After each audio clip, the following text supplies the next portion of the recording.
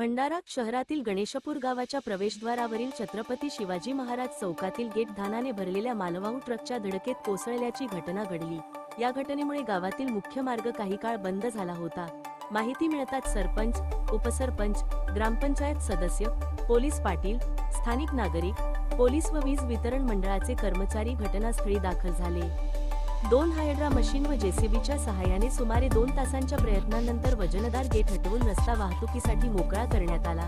सुदैवाने कोणतीही जीवितहानी झाली नाही। विशेष म्हणजे या प्रवेशद्वाराला महाराष्ट्राचे माजी उपमुख्यमंत्री स्वर्गीय नाशिकराव तिरपुडे यांचे नाव देण्यात आले होते।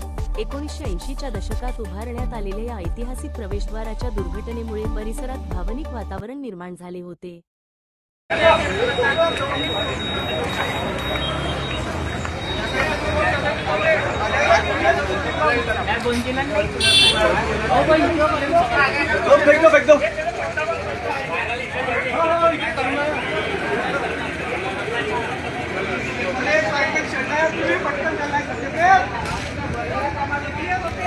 अरे एक चढ़ना माणूस तू पटकन, एक पटकन चढ़, तो बिचारा का करल।